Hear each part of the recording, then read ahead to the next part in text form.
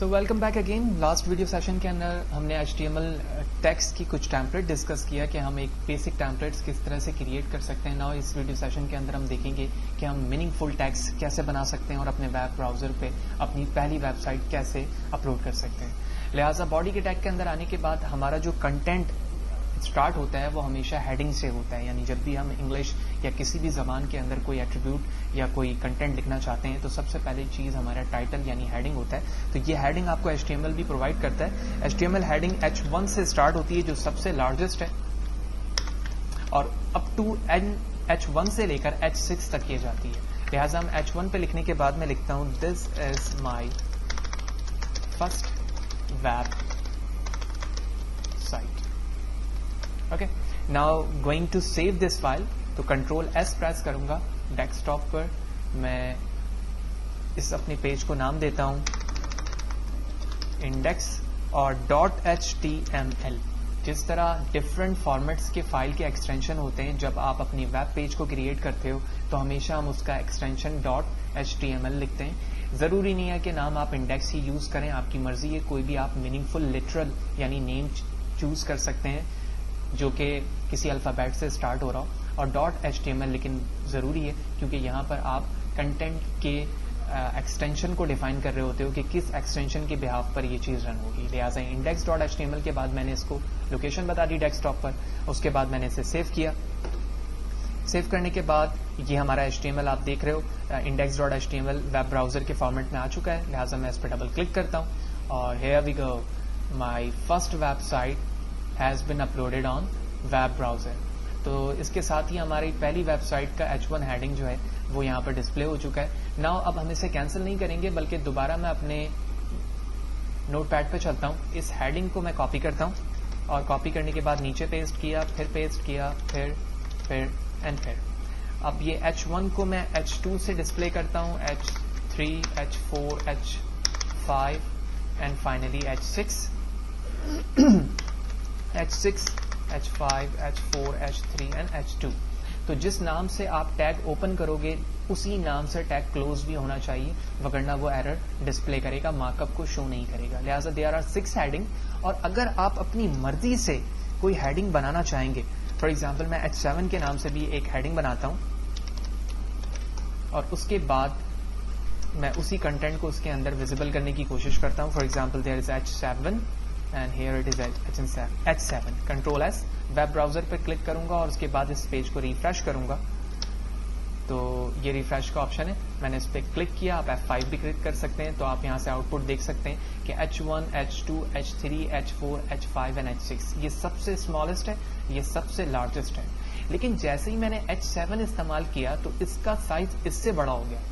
تو اس کا مطلب یہ ہوا کہ H7 ایک سیریز کے رسپیکٹ سے نہیں آئی ہے بلکہ ایک ڈیفالٹ سائز کے رسپیکٹ سے آئی ہے. کیونکہ اگر میں اس H6 کو یعنی H7 کو جو لاسٹ میں نے لکھا ہے, نہ صرف میں H7 بلکہ اس کو اگر میں H77 بھی کر دوں گا تو سائز وہی رہے گا, کیونکہ یہ ٹیگ پری ڈیفائنڈ نہیں ہے بلکہ آپ نے اپنی مرضی سے ٹیگ بنایا ہے. لہٰذا میں ویب براؤزر میں دوبارہ آتا ہوں, ریفریش کرتا ہوں تو آپ بیسک یہاں پہ ڈفرینس دیکھ سکتے ہیں کہ اس کا سائز وہی ہے. وچ مین اگر آپ کوئی ٹیگ اپنی مرضی سے بناتے ہیں تو وہ اپنے سائز کو ڈیفالٹ سائز پر ایڈجسٹ کرتا ہے جو کہ ویب براؤزر کے اندر ڈیفالٹ طور پر رکھا گیا ہے. تو یہاں تک ہم نے اس بات کو سمجھی کہ there are only 6 headings in HTML from H1 to H6. H1 is the largest and H6 is the smallest heading in H1. Now move ahead. اس کے بعد ہمارے پاس ایک ٹیگ ہوتا ہے for paragraph writing. تو اس کے لیے میں P کا ٹیگ اوپن کلوز کروں گا اور یہاں پر میں کوئی بھی کنٹینٹ لکھ سکتا ہوں. تو فار ایگزامپل میں یہاں پر لکھتا ہوں this is my dummy data اور اسی ڈمی ڈیٹا کو میں یہاں سے کاپی کر لیتا ہوں ملٹیپل ٹائم تاکہ جو ایک پیراگراف کی صورت میں وہ مجھے شو ہو جائے.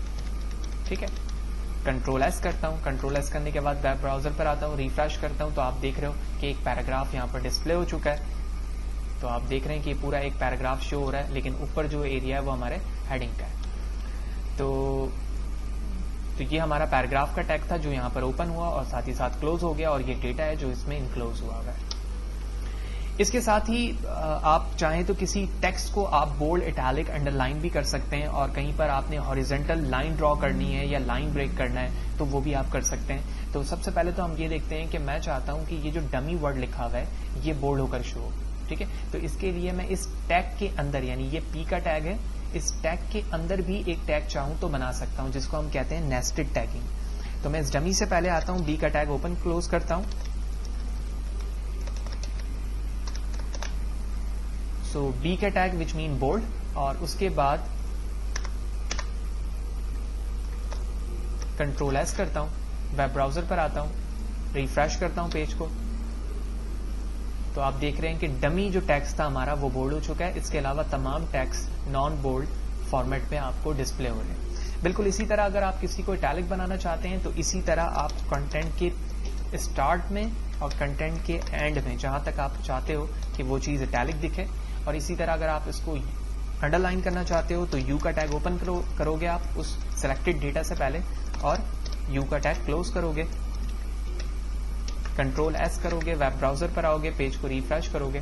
سو آپ دیکھ رہے ہو کہ پورا ایریا سلیکٹ ہو چکا ہے, وچ مین میں نے کہیں ٹیگ کو پراپرلی کلوز نہیں کیا ہے. یہی وجہ ہے کہ آپ دیکھ رہے ہو کہ اس نے ایریا گیٹ نہیں کیا.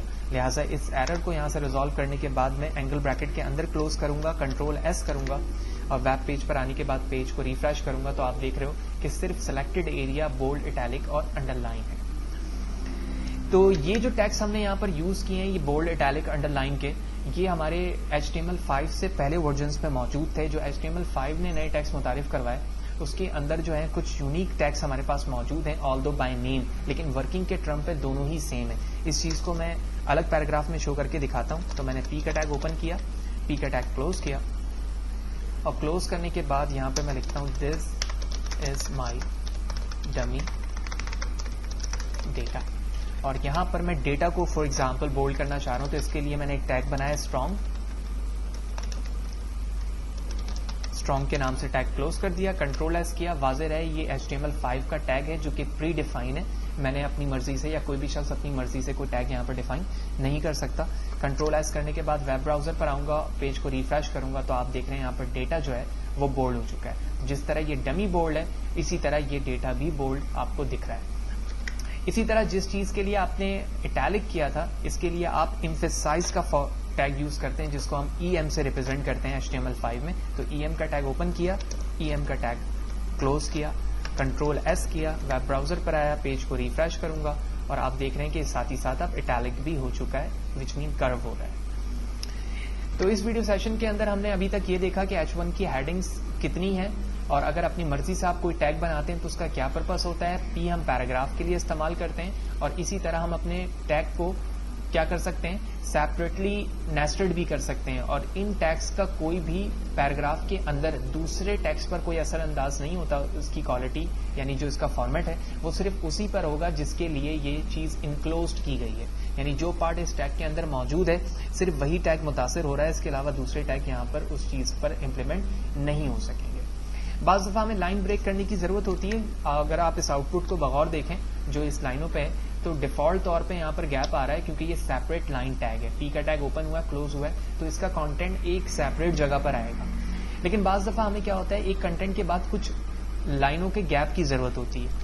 اگر آپ چاہتے ہو کہ وہ لائن گیپ آئے کیونکہ یہ ایکسٹرا اسپیس کی وجہ سے کبھی گیپ نہیں دے گا. اگر میں نے 3 ٹائم انٹر پریس کیا, کنٹرول ایس کرنے کے بعد میں ویب براؤزر پر آ کر ریفریش کروں گا, تو ایسا نہیں ہوگا کہ اگر آپ نے وہاں پر انٹر پریس کیا تو یہاں پر ڈسپلے دکھے, کیونکہ HTML جو ہے خود بخود ایکسٹرا اسپیس کو ریموو کر دیتا ہے. لیکن بعض جگہ آپ کو ان اسپیس کی ضرورت بھی پڑ سکتی ہے. لہٰذا اس چیز کے لیے ہم ایک ٹیگ ڈیفائن کرتے ہیں جسے ہم لائن بریک کہتے ہیں, اور لائن بریک کو لکھنے کا طریقہ ہوتا ہے BR/ اینگل بریکٹ کلوز. اس ٹیگ کو جو کہ خود اوپن ہو اور کلوز ہو جائے اسے ہم کہتے ہیں سیلف کلوزنگ ٹیگ. لہٰذا میں نے ایک دفعہ BR لکھا, کنٹرول ایس پریس کرنے کے بعد میں یہاں پر ریفریش کرتا ہوں تو آپ دیکھ رہے ہیں ایک لائن کا گیپ آ گیا. دوبارہ آپ یہاں پر آئیں گے, کاپی کریں گے, اسے ملٹیپل ٹائم پیسٹ کر دیں. جتنی دفعہ آپ یہ چیز لکھیں گے اتنی ہی دفعہ لائن کا گیپ آ جائے گا. کنٹرول ایس پریس کرتا ہوں, ویب براؤزر پر آتا ہوں, ریفریش کرتا ہوں, اور آپ دیکھ رہے ہیں کہ اتنی ہی لائنوں کا گیپ آ چکا ہے. اسی طرح بعض دفعہ ایک ہاریزنٹل لائن کی ضرورت ہوتی ہے آپ کو, تو میں چاہتا ہوں کہ H1 کی ہیڈنگ کے بعد جو ایک ہاریزنٹل لائن ہے اس کے لیے HR سیلف کلوزنگ ٹیگ ہے, یہ ساتھ ہی اوپن ہوگا اور ساتھ ہی ساتھ کلوز ہو جائے گا.